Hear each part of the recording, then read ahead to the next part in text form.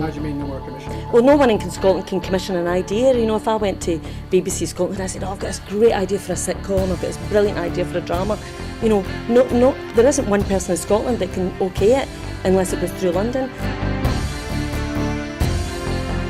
Good morning and welcome to another edition of Full Scottish. What's happening today? Hello and welcome to the Full Scottish here on Broadcasting Scotland. Scotland is going to be an independent country. That need, that desire for independence is ever stronger than perhaps it was in 2014. So there's an obligation that we've got to give leadership to that campaign. That's what Nicola Sturgeon, as our First Minister, has been doing. My feeling about Boris Johnson is he can't be trusted on anything. That is now and forever will be known as the rape clause. I'm old enough to remember going into Europe in '73, and I remember how much of a razor's edge that was a battling stone. And I think we made it by 53%, if I remember correctly, for going in. And ever since that time, England particularly has been pretty much schizophrenic, down the middle about whether it felt British or whether it felt European. And that schism, that crack has remained throughout English society ever since. Scotland means business. Scotland's voice won't be stilled, it won't be silenced, it has to be heard. About the work that's been done by Broadcasting Scotland in giving community activists, yes activists, Scottish activists a platform other than the traditional media outlets.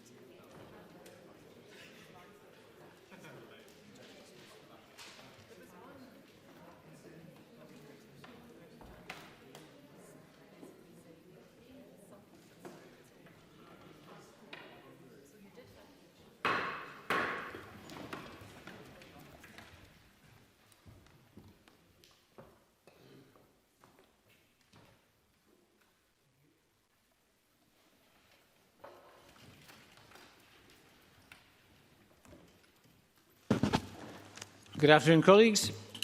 We're going to start business today with First Minister's questions, but before we do, can I invite the First Minister to bring the Parliament up to date with the COVID situation?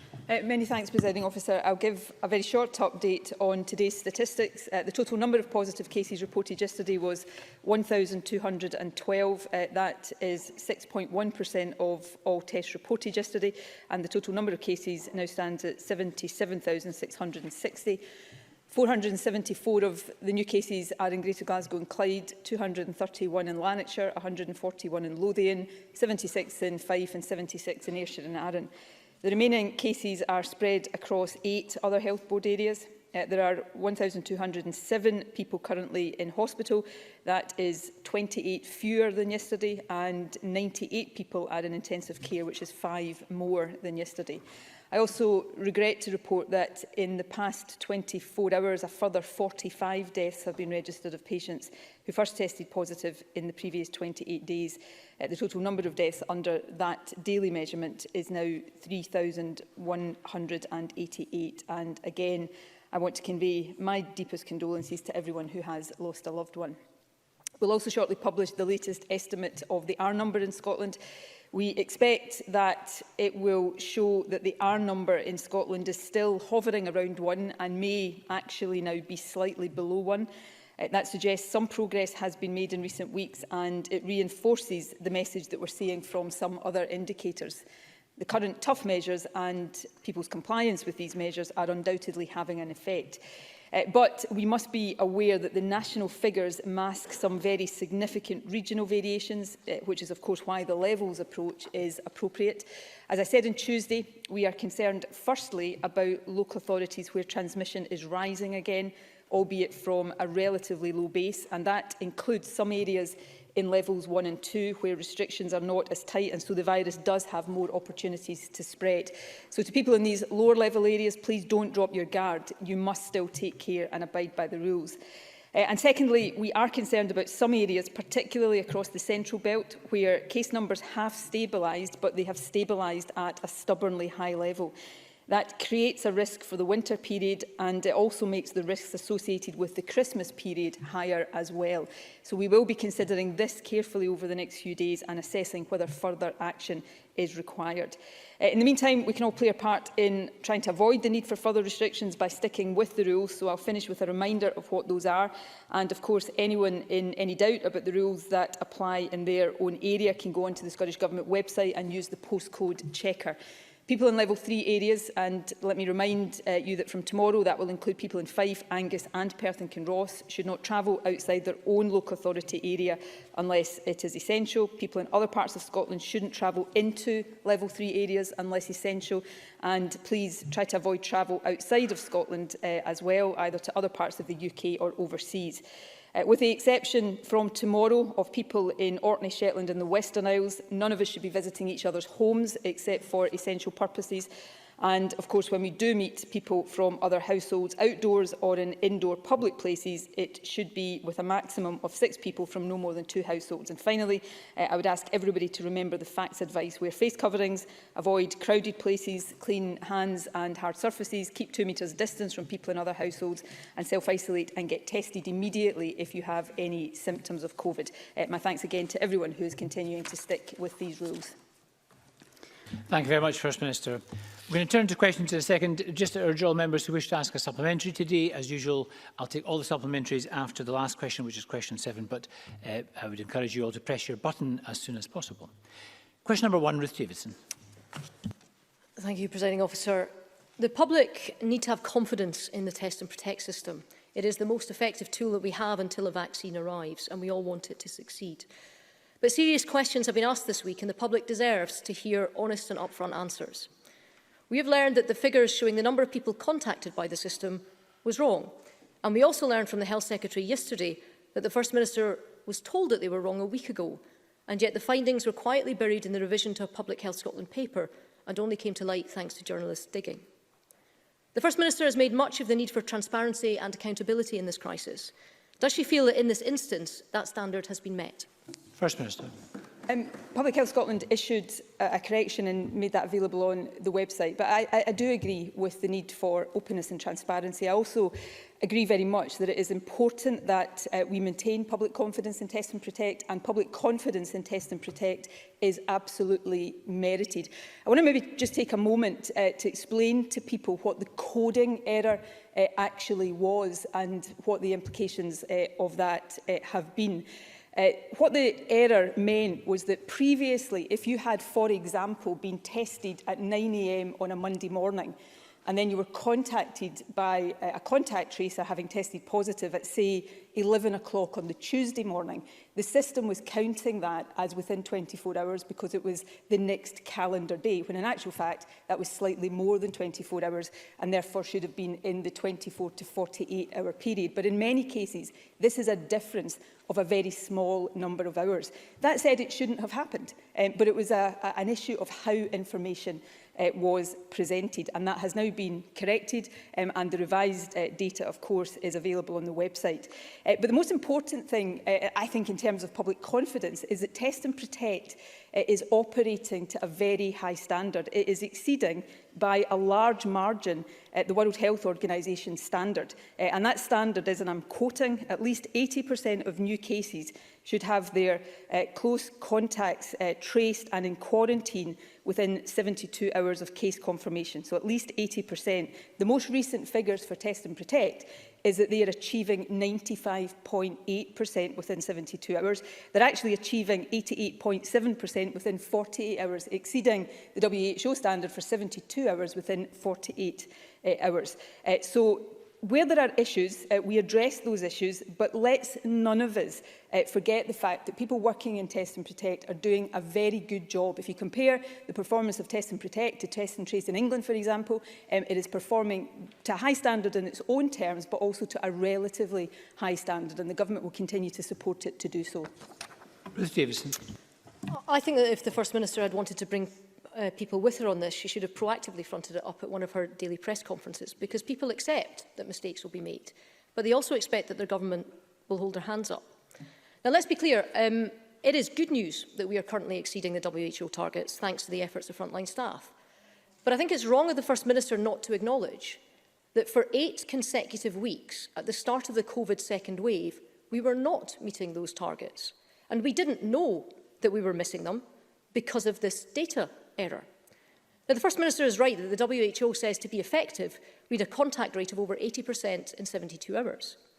The week of the 10th of October, when we were counting a contact as a physical conversation, we missed that target by a mile, recording under 70% of contacts traced. So can I ask, is that why on the 10th of October, the Scottish Government moved to change what constituted a contact as a simple text on its own? First Minister.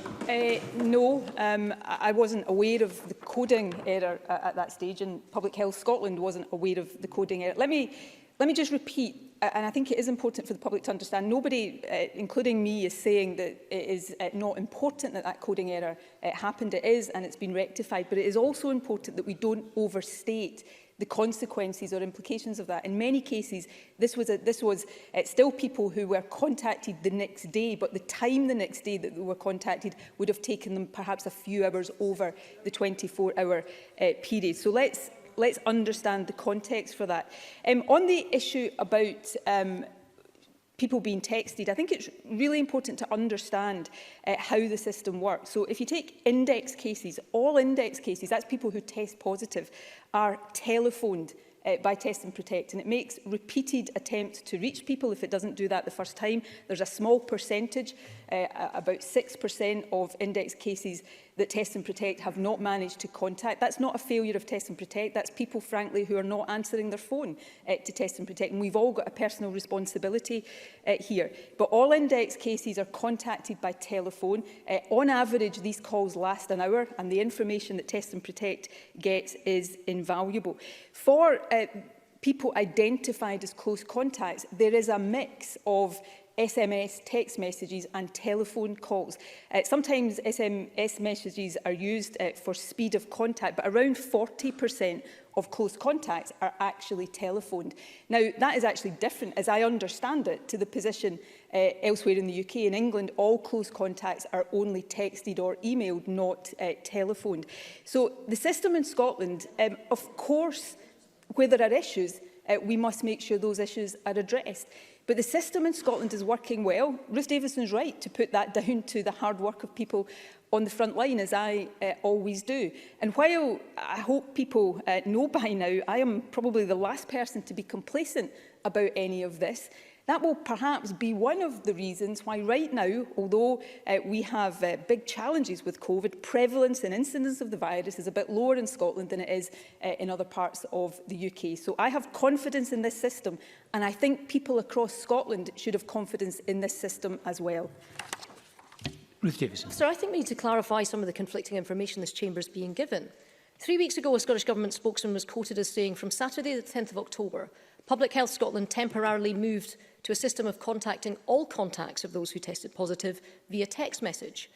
Nicola Sturgeon seems to be suggesting that this is either wrong or it's out of date.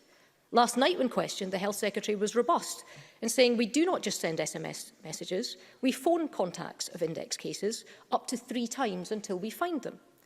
But it turns out the most recent Public Health Scotland COVID report, which was only released yesterday, said over the past few weeks, contact tracing of contacts has primarily focused on SMS messages. Once the SMS message has been delivered, the contact will be marked as complete. And finally, it says, where an SMS message is sent, contacts will be considered successfully contacted. Therefore, a text is completion. So can the First Minister tell us, because we really need to know this and it can't both be true, which one is right? Is it Jean Freeman or is it the report? First Minister.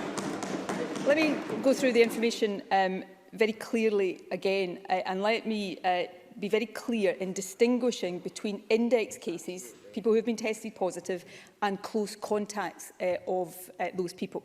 Firstly, for index cases, an individual is phoned and texted, if necessary, 3 times in 24 hours so that Test and Protect can make sure that they are aware of their positive test result. But all index cases have a phone call with the contact tracing service. And as I said, on average, that's a phone call that will last around an hour so that all of the information about close contacts can be given. So that is the position with index cases.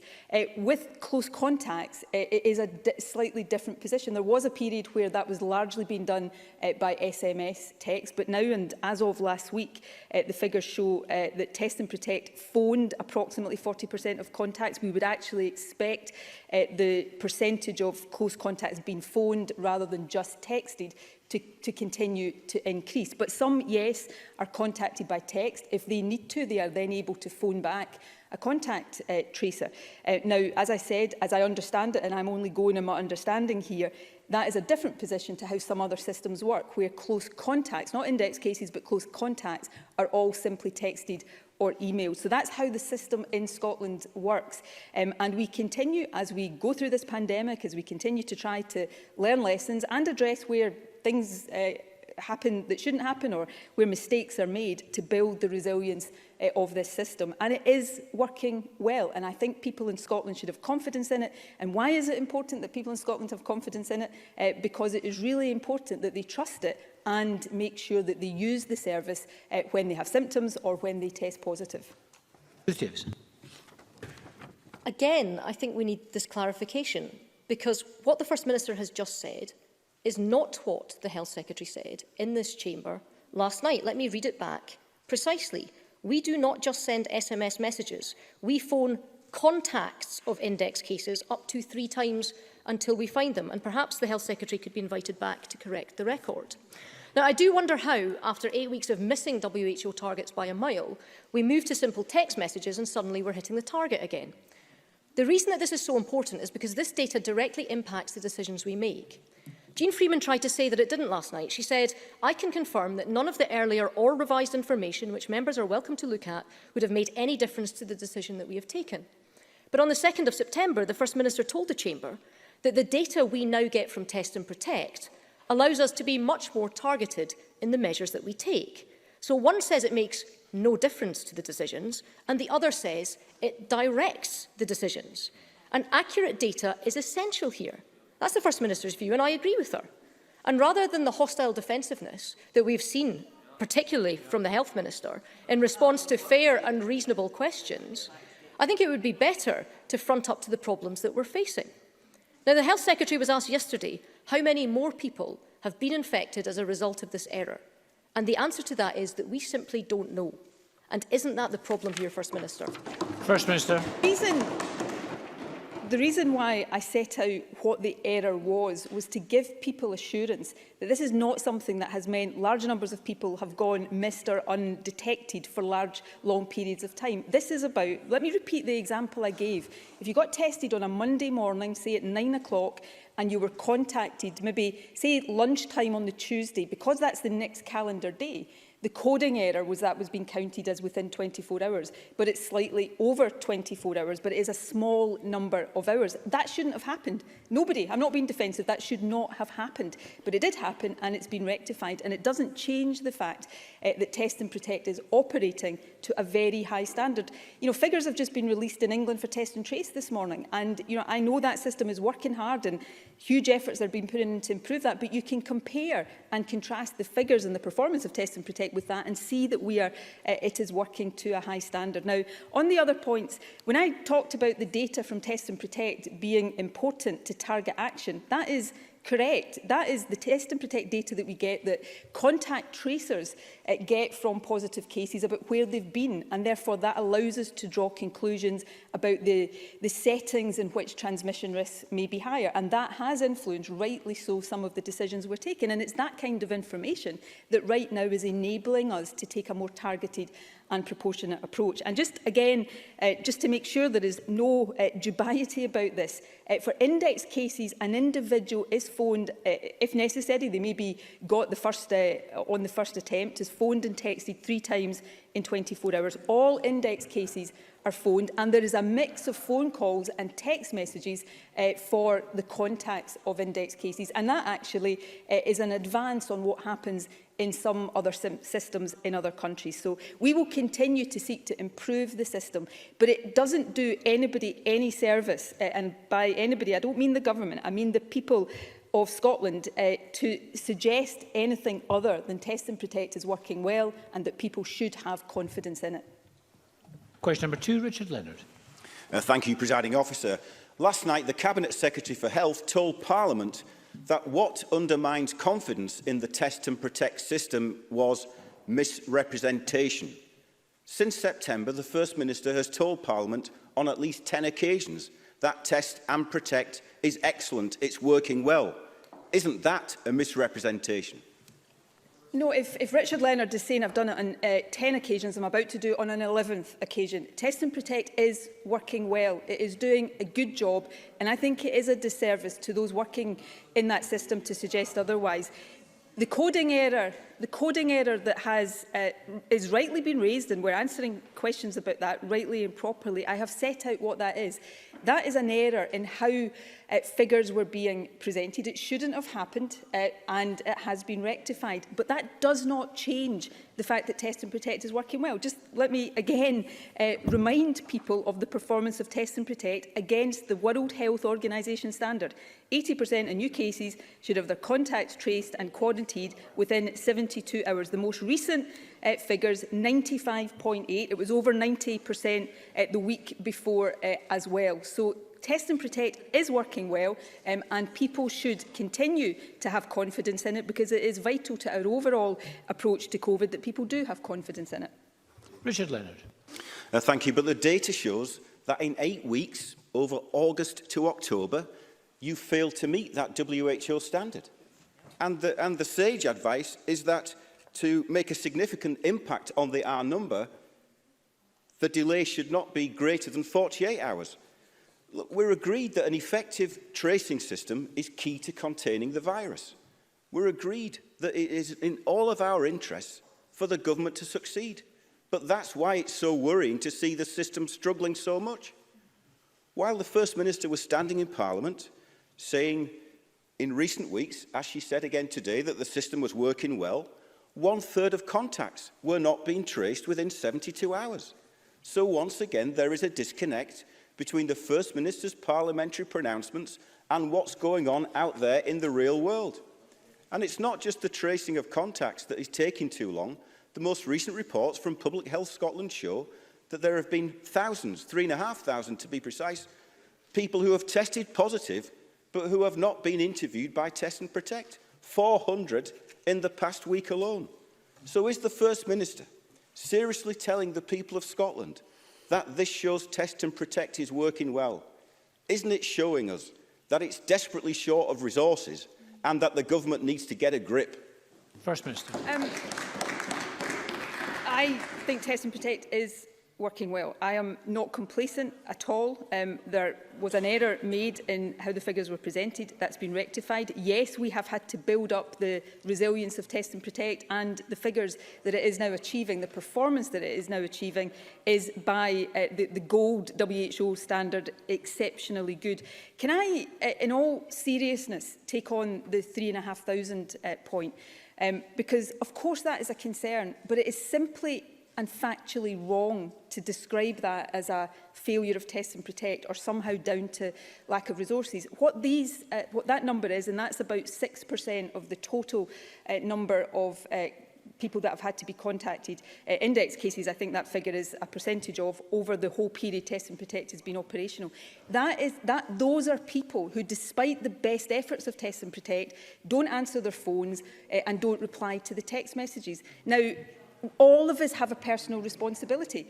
You cannot blame Test and Protect if people are not answering their phone to Test and Protect. So let's all of us encourage the tiny minority that might be in that category to not do that and to make sure that they are answering their phone to Test and Protect. And people across the chamber might not like that reality, but that's what that figure relates to. That is not Test and Protect failing to try to contact people. That is them not successfully managing to contact people because the contacts are not answered. Richard Leonard. Well, the 3,500 people who tested positive were those who could not be reached, and that's a serious source of the transmission of the virus.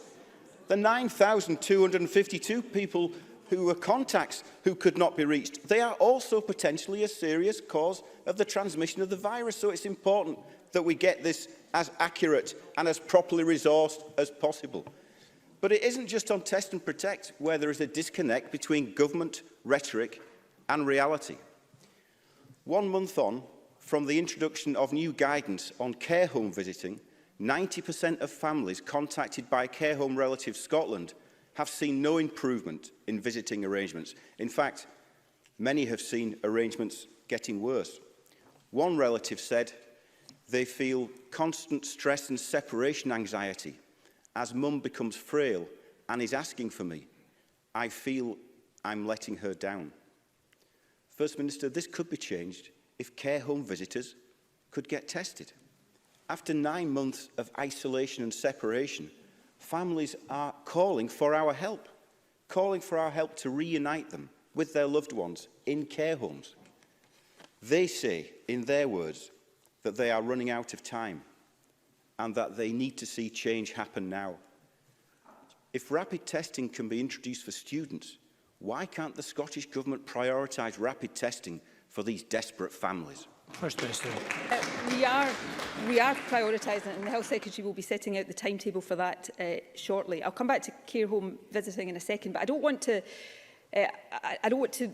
miss out on just finishing the final point of Richard Leonard's question on Test and Protect, because I agree with him that 3,500 and around of index cases and around 9,000 of contacts that Test and Protect did not manage to contact is not something we shouldn't be concerned about.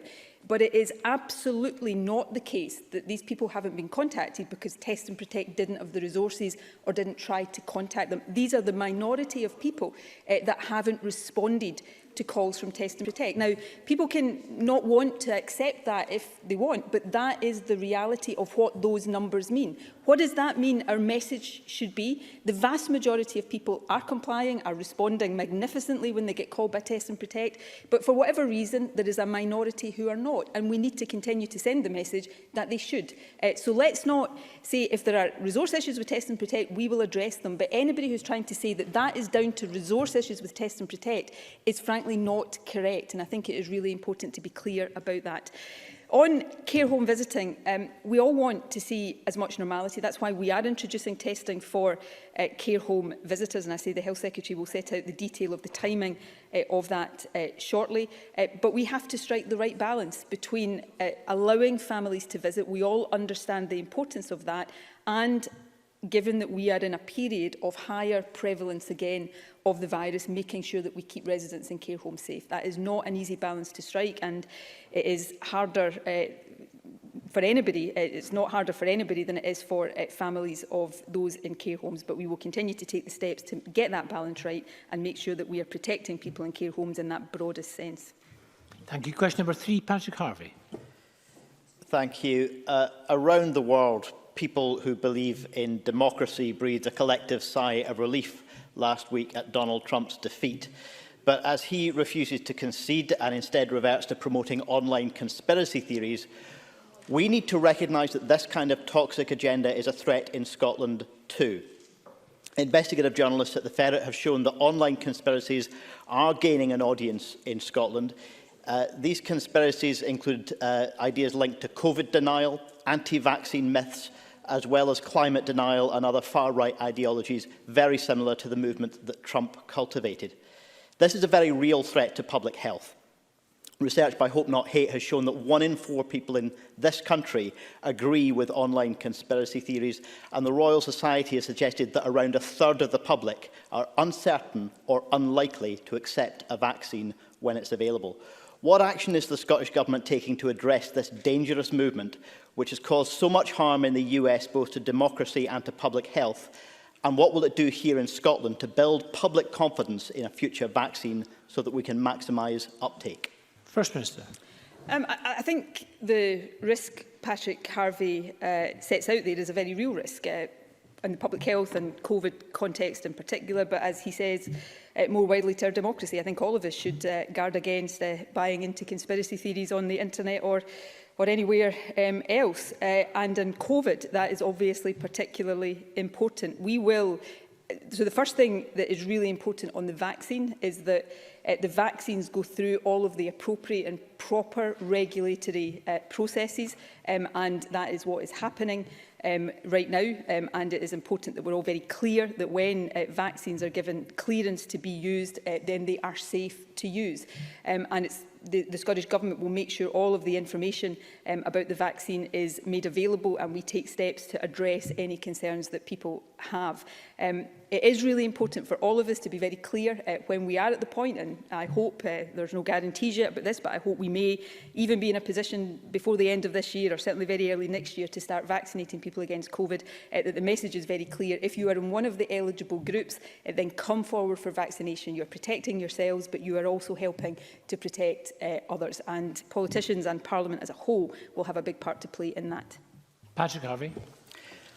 Thank you. I think we do all have a part to play in that, but as well as protecting Scotland from this particular threat which Donald Trump helped to cultivate, we also need to protect Scotland's good name from association with the toxic Trump brand itself. The First Minister is well aware that there are serious and long-standing concerns about Trump's business activities, including US evidence at Congress citing patterns of buying and selling that we thought were suggestive of money laundering, and drawing particular attention to the golf courses in Scotland and Ireland. The cause for concern is still growing. It's now reported that the Manhattan District Attorney's Office is investigating the Trump Organisation's inflation of assets and potential bank and insurance fraud. The Trump Organisation has been accused of repeatedly reporting fraudulent financial details to the US Office of Government Ethics, while reporting a different set of figures to the UK regulators in respect of the Trump golf courses here in Scotland. The Scottish Government is able to go to court and ask for an unexplained wealth order to start getting answers. So far, it has refused to either confirm or deny that an investigation is even underway. So now that Trump is set to lose immunity from prosecution in the US, he may finally be held to account there. Isn't it time that he's also held to account here? Isn't it time for answers from the Trump Organisation and for the Scottish Government to go to court and seek those answers? First Minister. I think everybody is probably well aware about my views of the soon-to-be former President of the United States, and my views are probably no different to Patrick Harvie's and to many people's across Scotland. So the idea that I would somehow try to protect him from due accountability in Scotland, I don't think holds much water. In terms of unexplained wealth orders, Patrick Harvie and I have had these exchanges before in the Chamber. Decisions around that are not for ministers, they are for the Crown Office. And on matters like this, the Crown Office operates independently of Scottish ministers, and I think that is right and proper. So I'm sure if he feels that there's any further information that can be provided, the Lord Advocate will do that. But these are rightly and properly matters for the Crown Office, not for Scottish ministers. Thank you. Question number 4, Willie Rennie. This week marks 50,000 people who have lost their lives because of this virus. This must be a reminder to us all that the efforts of those in government taking decisions and those of us scrutinising, challenging and supporting their work have just not done enough. So let me ask this. I want to avoid a repeat of the PPE protective equipment problems from earlier this year. Last week, GPs were given new supplies. It was supposed to include aprons, but they were given white tint polythene bags instead. Holes had been cut out for heads and arms. GPs are annoyed about this. Why did it happen? First Minister. Can I say, first of all, the 50,000 mark that the UK as a whole met this week on deaths, and obviously we've reported quite a significant number of deaths in Scotland over the past couple of weeks. Of course, that should remind all of us of the severity of the challenge we have faced and continue to face. Can I say, as somebody in government taking these decisions every day, I don't need a reminder of that. These things are uppermost in my mind literally every minute of every day. That doesn't mean I always get things right, far from it, but everybody should be assured that trying to save lives, trying to minimise the health impact and trying to minimise the overall impact of COVID is the principal and primary and driving focus of this government each and every day. The issue about PPE, there was, so 2 points I would make to that. Well, before I make either of them, actually, let me say one of the most important responsibilities of government is to make sure that those in the front line of our health and care services have the PPE they need, and the government has taken a number of steps to make sure that is the case, and we will continue to make sure that our stocks are resilient and that the quality of PPE is as it should be. In this particular instance, there was a concern about, firstly, the labelling of these aprons as bin bags that had been reformulated. Has been confirmed that that was a mislabelling and not correct. These were PPE aprons. And also in the second point, and the most important point, is that these aprons fully comply with all regulations and had passed rigorous quality assurance.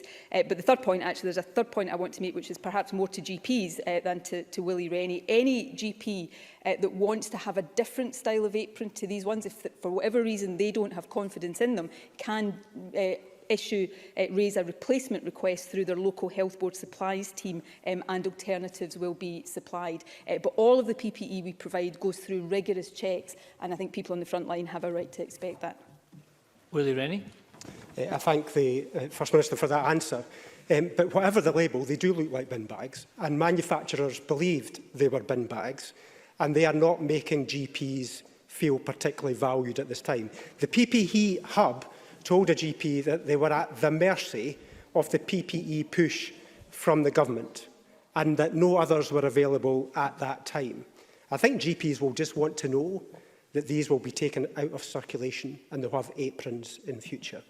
Yesterday, at last, the government agreed to test students, but the junior minister in charge refused to test students before their return to university after Christmas.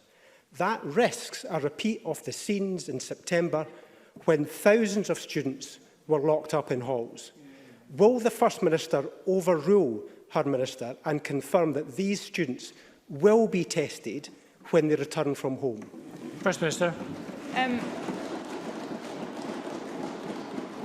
Firstly, before I come on to testing, just on the PPE and aprons, I'm not sure there is an argument to take these out of circulation, but I will certainly ask that question of those who advise me. These were medical grade aprons that had been independently tested, and I think it's important to make that clear. If GPs prefer a different style, they can request that, and I will certainly query whether there is any reason why these shouldn't be in circulation. We take the responsibility to ensure that those working in our health service have the right protection very, very seriously.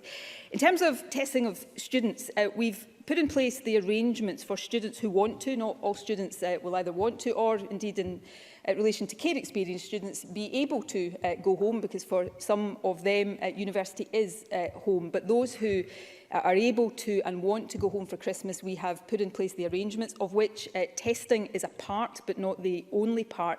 We have not yet finalised the plans for the return of students, whether we will want to have the return in the same way as happened in October at all, and if that is the case, what role testing will play. So it's not that we have ruled anything out, it is that we are continuing to consult with students, with the sector, to get the right arrangements in place there. And you know, January, for a variety of reasons, the season, having had Christmas and of course potential issues with students, potentially is going to be a very challenging month in terms of COVID. So it is really important that we take all of the due precautions and think very carefully about before finalising plans, and that's what we are doing in terms of the return of students after Christmas, and we'll set out the detail of that as soon as possible.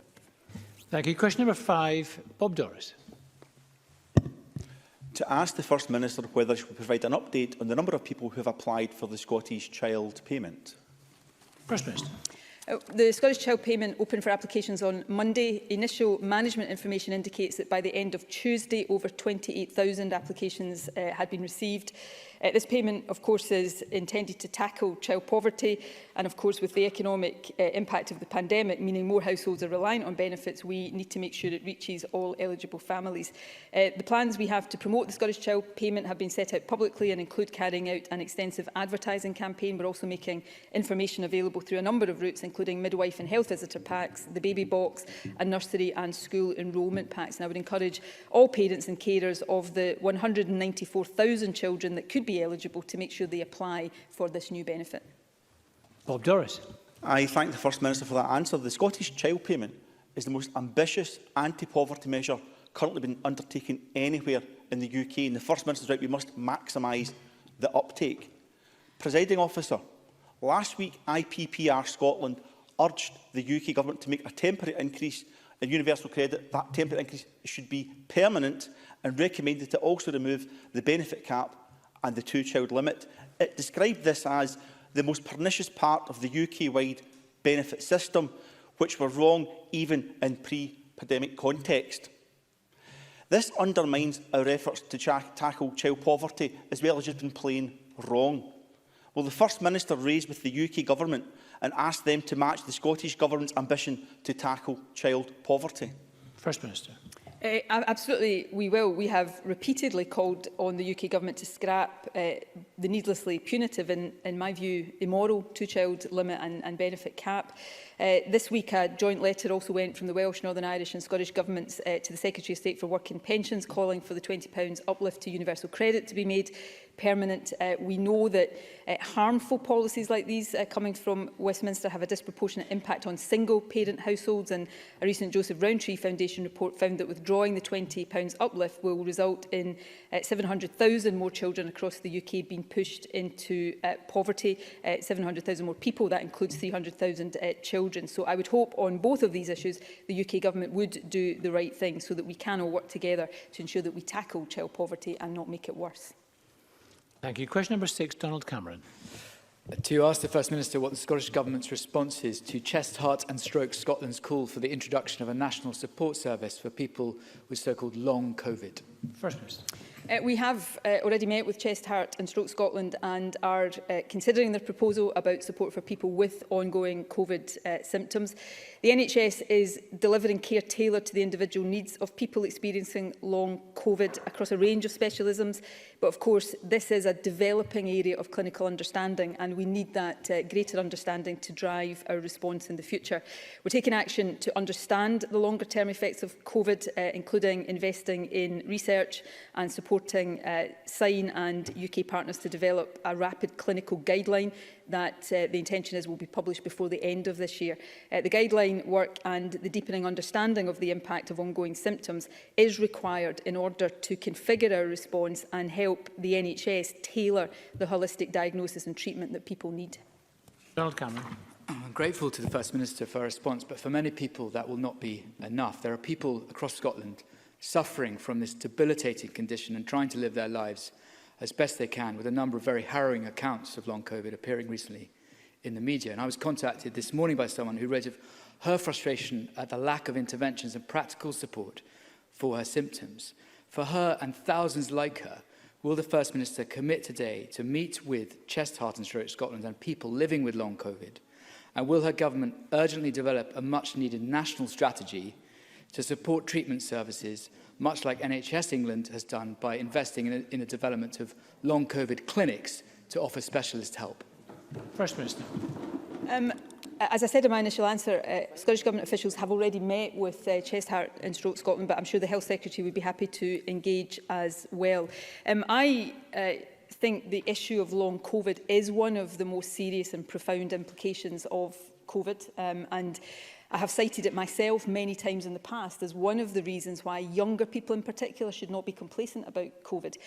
The fact is we need to understand it better. I've had long discussions with clinical advisors about this, and the fact is right now, if we're talking about trying to create specialist facilities, there is not yet enough understanding of what specialisms are required. So we are investing £5 million and I think more than 50 rapid research projects to try to quickly get a better understanding that then allows us to tailor the support that's needed. The NHS is currently already providing generalist support and care, but greater specialist care is undoubtedly going to be needed. There has been, I don't know exactly what the £10 million in England is being invested in, but just to put it in context, £10 million in a Scottish context would be £800,000. That's not going to get you very much in the way of specialist clinics. That's why we are investing significantly in the research that will then drive what I expect in time will be a significant investment into the creation of different types of care and specialist treatment. But we cannot provide treatment before clinicians have a sufficient understanding of what specialist treatment people with long COVID actually need. And I understand how debilitating this must be. I've read the accounts as well, and I want to assure people that we are doing as much work as we can, supporting experts and researchers and clinicians to understand this as quickly as possible so that we can improve services as soon as possible. Thank you. Question number 7, Mary Fee. To ask the First Minister what the Scottish Government is doing to support children's mental health throughout the pandemic and subsequent restrictions. First Minister. Well, this is a really important issue because we know that COVID measures have had an impact on children's mental health. Last week, we announced a further £15 million for local authorities to both respond to children and young people's mental health issues brought about by the pandemic and also to begin the rollout of long-term community mental health support across Scotland. Our mental health transition and recovery plan outlines the Scottish Government's response to the pandemic and sets out a wide range of actions we will take, including continuing improvements to CAMHS services. From early on in the pandemic, we've provided enhanced digital resources on mental health and wellbeing via Young Scots website and social media. Mary Fee. Can I thank the First Minister for that response? Earlier this week, Childline reported increased calls to their helpline. And in April, Young Scot reported that 77% of children and young people surveyed were concerned about their mental well-being. Dr. Justin Williams, who is Vice Chair of the CAMHS faculty at the Royal College of Psychiatrists, has recently said, "We have suffered from many years of neglect and disinterest in our services. We need real resources, not cosmetic change. Specialist mental health services need to be properly resourced, and the government claims they've been increasing resources in CAMHS for years. They have not. Does the First Minister agree with Dr. Williams, and is she really confident that the small pockets of money offered are capable of delivering real and tangible change to young people's mental health?" First Minister. So we have been increasing investment in mental health, but of course, whether it's Dr. Williams or any other frontline clinician, if they don't feel that that is having the impact it needs to have, then of course we've got to address the reasons for that. I absolutely agree. Before the pandemic, we've had lots of exchanges in the chamber. There is need for greater investment in CAMHS, but there is also need for us to recast how services for young people are delivered. We absolutely need to make sure that specialist services are properly resourced, and we are committed to ensuring that we do that. But we also need to make sure that the burden on specialist services is not being increased because of the lack of early intervention and preventative services. And so we have been also trying to invest in and redesign that part of the service. That's why the community wellbeing service, counsellors and schools are so important. So all of that work was important before the pandemic. Given the impact on young people's mental health as a result of the pandemic, it becomes even more important. And that's why we are making increased investments, but will continue to support clinicians and others across the service to make sure that services are not just well-resourced, but delivering in the way that helps young people the best. And let's not forget that Behind all of this talk about money and redesign of services are young people who are suffering mental health impacts, and some of them suffering very severe mental health impacts. And I take very seriously, as the Health Secretary and the Government does, our responsibility to respond to that appropriately. Thank you. We're going to move to supplementary questions. The first from Angus MacDonald, to be followed by Alexander Stewart. Thank you, Presiding Officer. The First Minister will be aware of the announcement by Petroineos on Tuesday, detailing its plans to reconfigure the Grangemouth refinery to protect 450 skilled jobs, but with the regrettable loss of up to 200 jobs as a result of a reduced demand for fuel both here and in Europe. And of course, there's the added threat of the possible imposition of tariffs by the EU on UK manufactured fuel in the event of a no-deal Brexit.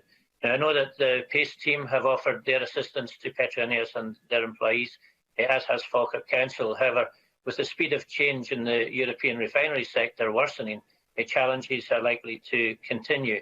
So can I ask the First Minister what the Scottish Government can do to ensure the Grangemouth refinery retains its crucial role as a critical industrial infrastructure, and when can we expect to see the formation of the Grangemouth Future Industry Board, as promised in the programme for government, the need for it is crucially important, as we can see from Tuesday's news. First Minister. Can I thank Angus MacDonald for that question, which is obviously of huge importance in his constituency. I very much share the concerns of those affected by this announcement and their families, and my thoughts are with them. We will do everything we possibly can to support those whose jobs are at risk. This decision, I am told, is a response to challenging market forces brought about in large by the pandemic, but it is also an attempt to reposition the refinery for the longer term. We are also working within the devolved powers that we have to support Scotland's industries to retain productive capacity and recover from the economic impact of COVID. Industrial change will continue as we get closer to 2045, obviously, and planning for net zero is a responsibility for both government and industry. And the programme for government includes extensive, tangible support to further a just transition. And finally, I can confirm that work to establish the Grangemouth Future Industry Board is underway already. Future-proofing this key industrial hub will help support a long-term sustainable future for Grangemouth, which is what everybody, I'm sure, in the local area wants to see. Thank you. Alexander Stewart, to be followed by Elaine Smith. Thank you, Presiding Officer. First Minister, Age Scotland is becoming increasingly alarmed by the number of elderly patients and their families who feel they are being pressured to sign Do Not Resuscitate forms. They are concerned that DRM's forms are being used as a tool to write off elderly patients due to their age, some who are otherwise healthy and living independently. So what is the First Minister's response to Age Scotland's calls for a parliamentary inquiry on DMRs? And will she commit to publishing data on the number of forms issued during 2020? First Minister. Can I say, firstly, it's obviously not for me to determine whether or not there are parliamentary inquiries into particular issues. That would be for appropriate committees. I will take away the point about data and see whether we are able to publish data. I don't know whether that is data we'll be able to publish, but I will look into that.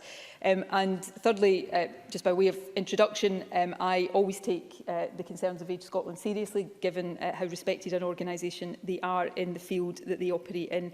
I've been very clear about this periodically when it's been raised throughout this pandemic. No older person, nobody, period, should ever be pressured to sign a Do Not Resuscitate order. That should not happen. And in my personal experience, I have never spoken to a clinician who would say otherwise. What clinicians will say is that there needs to be, often with individuals, and all of us could find ourselves in this position in the future, very sensitive conversations about end-of-life care, and DNRs may form part of those discussions. But that should always be done very sensitively. It should always take account of the wishes of the individual concerned and their wider family. Nobody in any circumstances should be under pressure to sign a DNR. I couldn't be clearer about that. The government couldn't be clearer about that. And I think any decent clinicians, which all in my experience are, would be very clear about that as well.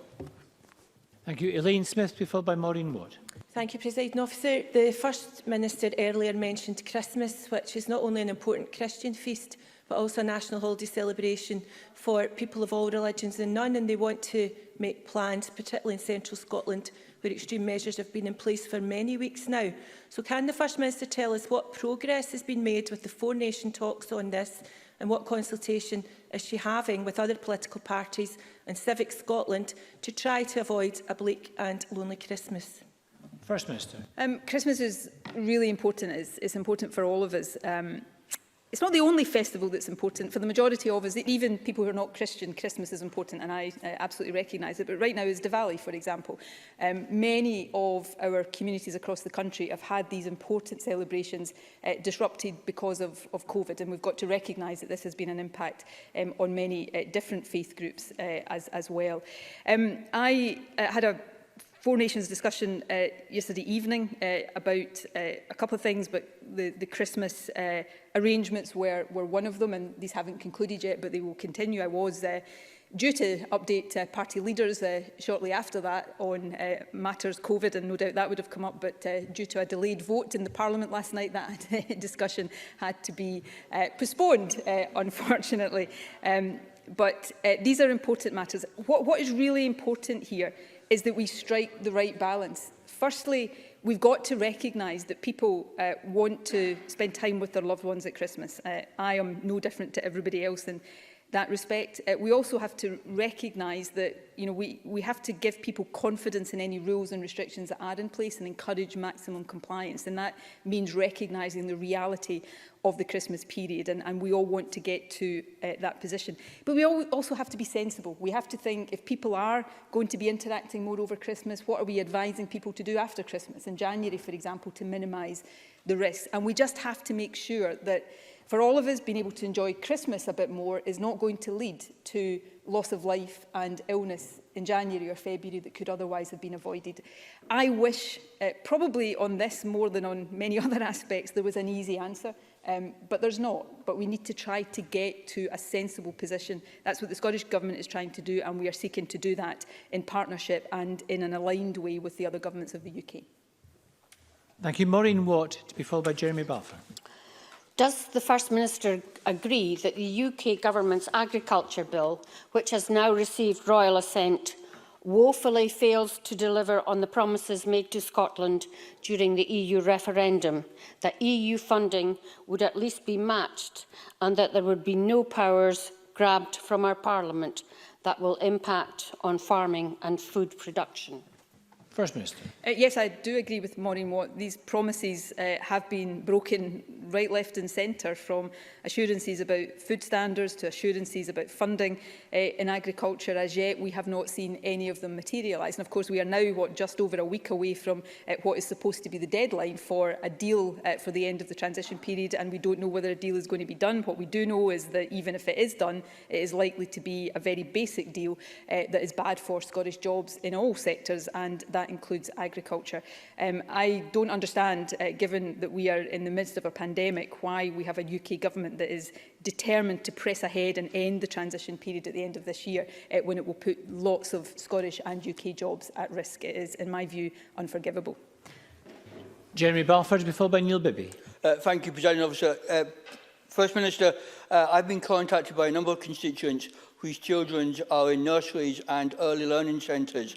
Under present guidelines, they are not able to sing indoors as a group. This is having an effect on their early education and, in some cases, their mental health. I wonder whether the government would look again at these guidelines to see whether there could be some form of group singing allowed in early learning centres so that children can continue to learn in a way that is best for them. First Minister. We will always look at guidance on an ongoing basis. None of us want any of these restrictions to be in place for a moment longer than they have to be, and we will look all the time at whether we can ease things as hopefully the prevalence of the infection falls, or as we learn more about the virus and some risks we thought were risks previously might be less of a concern now. The the restriction that Jeremy Balfour has just outlined there is of course one that nobody wants to be in place, but it is drawn from some of the scientific evidence about the way the virus transmits, and it can transmit in particles, and when people are shouting over loud noise or singing, that can increase the risk of the virus spreading. We have to take account of that. If we are trying to limit and mitigate and minimise transmission, we have to take account of the areas and the activities where risk is greatest. And that is really difficult for everybody. I think all of this is most difficult for children right now, but we will not keep any of these restrictions in place for any longer than we consider to be absolutely necessary. Neil Bibby, to be followed by Annabel Ewing.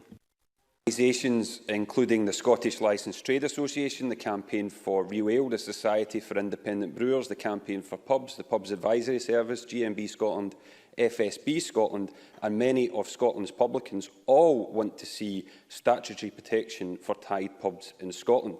Many of them are asking me why SNP MPs voted for legal protections for tied pubs in England, yet SNP MSPs on the Economy Committee oppose the same legal protections for tied pubs in Scotland. I can't explain or justify why the SNP would be stronger for England's pubs. Can the First Minister? First Minister. I'm very happy to go and look into this issue with my apologies to the member. I am not, my memory doesn't immediately tell me exactly where his bill is or what stage it's at. We will continue to look sympathetically at proposals. I give him that assurance. And in terms of the proceedings of the Economy Committee so far, I will make a point of looking at those this afternoon, and I'll come back to the member once I've had the opportunity to do so. Thank you. Annabel Ewing, to be followed by Annie Wells, both of whom joined remotely. Annabel Ewing. Thank you, Presiding Officer. Does the First Minister share the frustration and deep concerns of Scottish businesses that as a result of 4 years of chaos and incompetence by the UK government, we still have no idea what our trading relationship will be with the EU? And that notwithstanding that the transition period comes to an end in 7 weeks' time? First Minister. I very much share those concerns, and these are very deep and serious concerns. The transition period does end in 7 weeks' time, but even more pressing is a deadline for agreeing a deal if there is to be a deal. I am very hopeful that there will be a deal. I think it is in everybody's interest.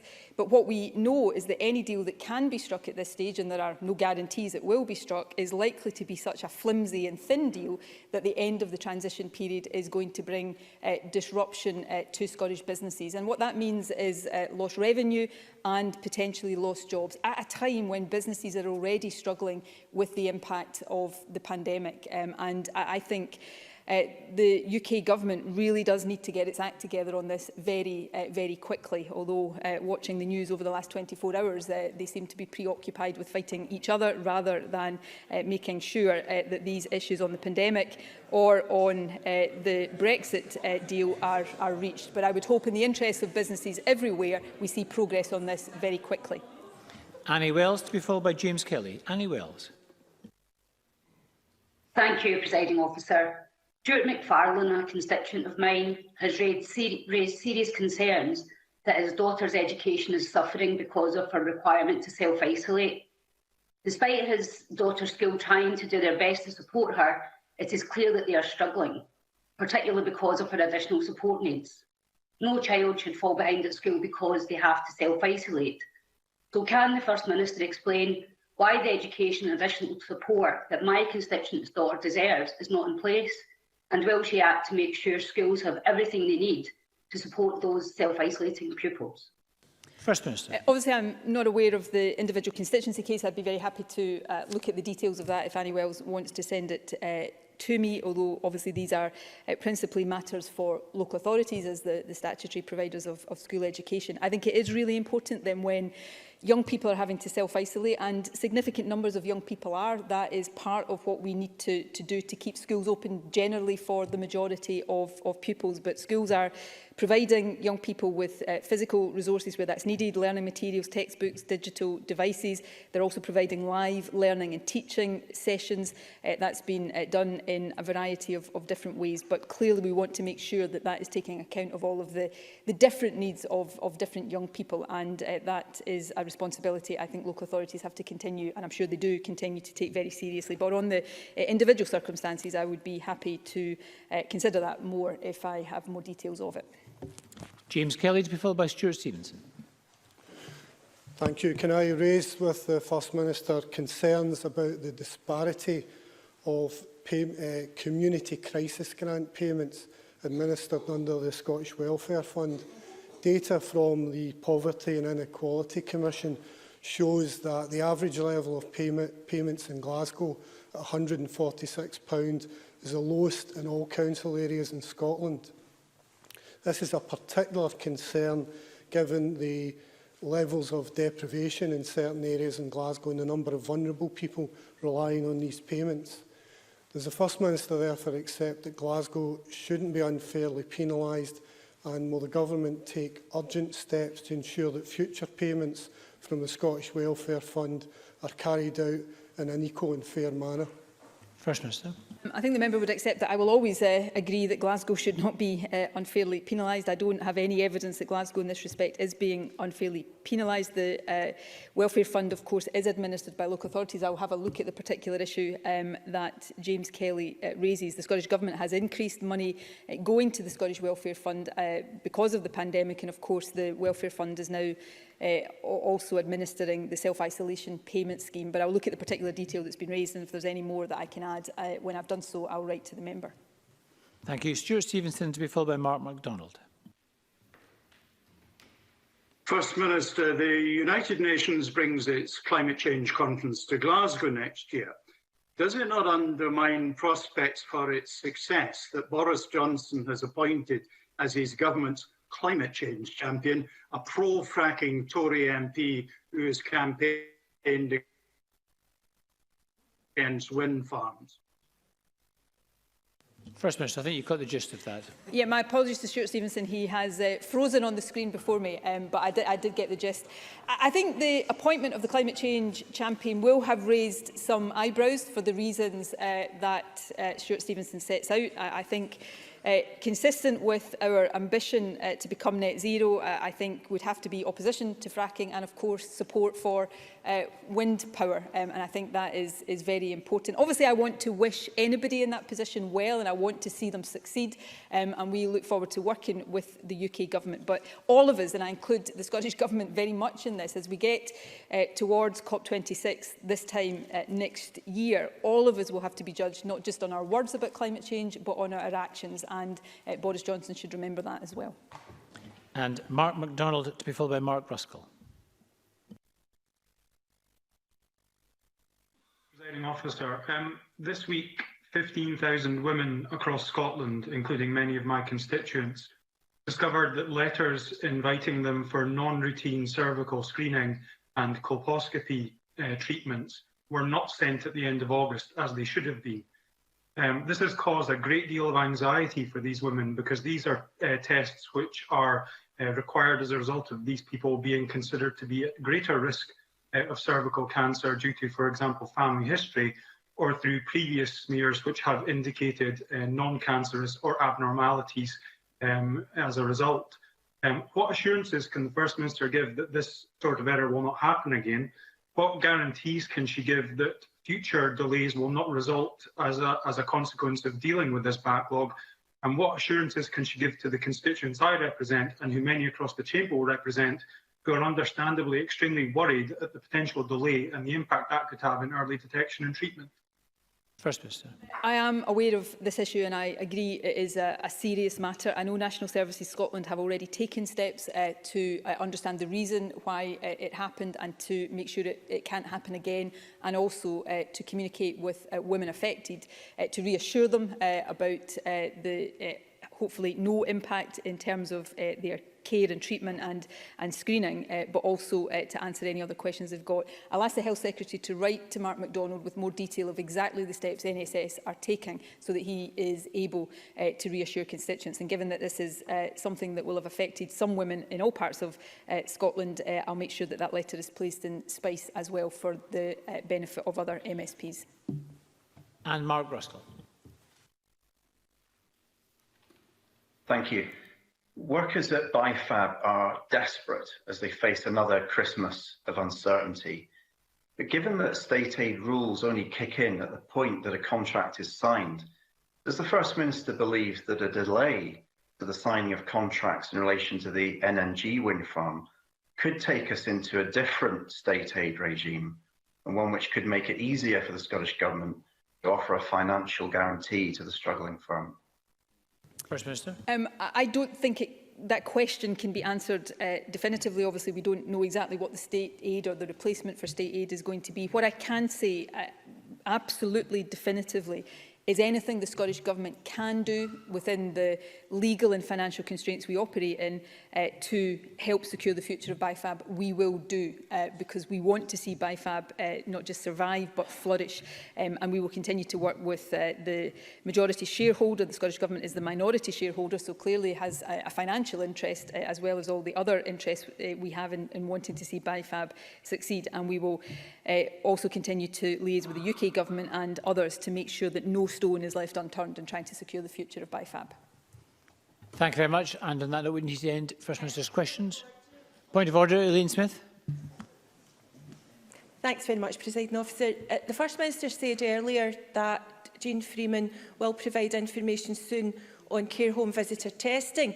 But we knew that because the Health Secretary has already been on Twitter announcing this. So will you be able to ensure that the Health Secretary shows respect to MSPs and the Parliament and announces the exact arrangements to this Parliament and not to the press or Twitter first?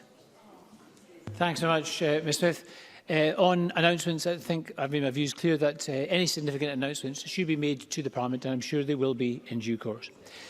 And that concludes First Minister's questions. We're going to suspend Parliament and resume at 2:30. Parliament is suspended.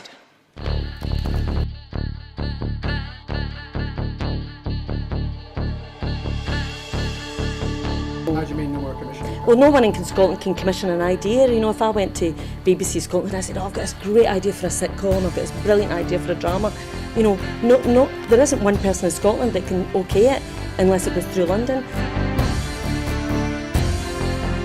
Good morning and welcome to another edition of Full Scottish.